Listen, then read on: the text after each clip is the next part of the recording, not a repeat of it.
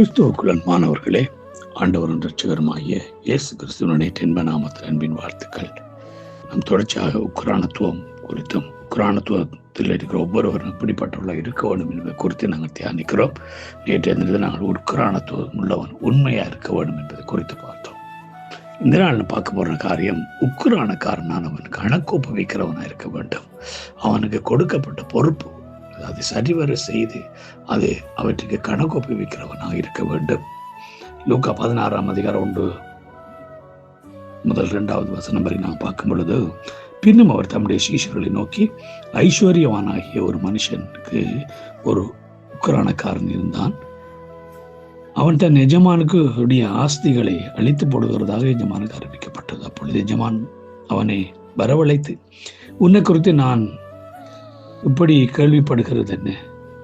உன் உக்ரான கணக்கை ஒப்புவி, நீ உக்ரானத்தில் இருக்கக்கூடாது என்றார். பிரியமானவர்களே, அங்கே அநீதியாய் நடந்து கொள்கிற அல்லது ஒரு எஜமானுடைய ஆஸ்திகளை வீண்விரயமாக்கி அல்லது அழித்து போட்ட ஒரு உக்ரானக்காரன் அங்கே பார்க்கிறோம். அவன் கணக்கு ஒப்புவிக்க வேண்டியவனாக இருக்கிறான்.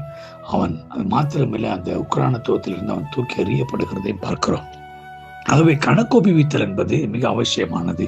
நாம் செய்கிற ஒவ்வொரு காரியங்களை குறித்து நாம் கணக்கொப்புவிக்க வேண்டும்.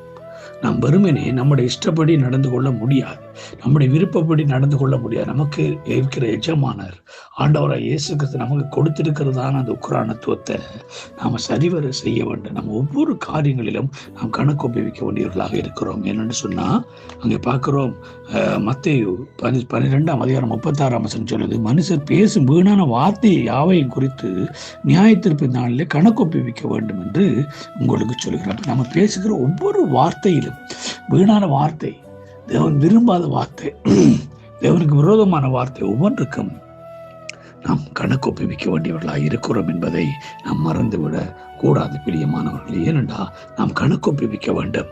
அங்கே ரோமர் 14 ரோமர் 14:12 எங்களுக்கு சொல்கிறார், அதனால் நம்மில் ஒவ்வொருவனும் தன்னை குறித்து தேவனுக்கு கணக்கொப்புவிப்பான். ஆமென்.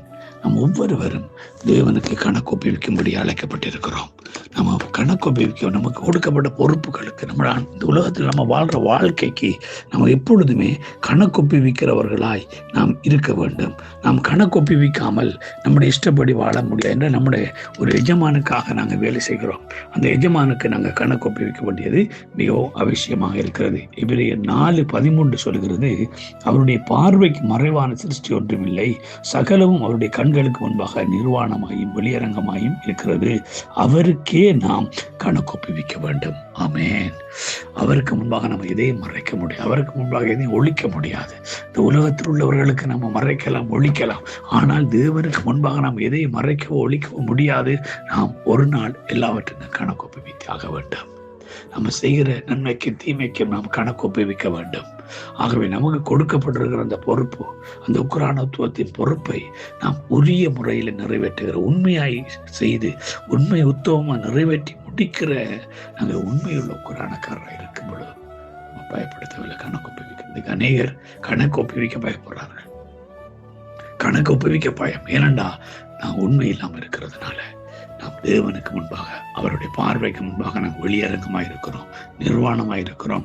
அவருக்கு முன்பாக இதையும் மறைக்க முடியாது. அதனால் கிறிஸ்துவுக்கு அன்பானவர்களே, நாம் ஒவ்வொரும் கணக்கொப்புவிக்க வேண்டும் என்ற உணர்வோடு கூட ஆண்டோடைய சமூகத்தில் எங்களை ஒப்புக் கொடுப்போம். கர்த்தர் தான் உங்களை ஆசீர்வதித்து நடத்துவாராக.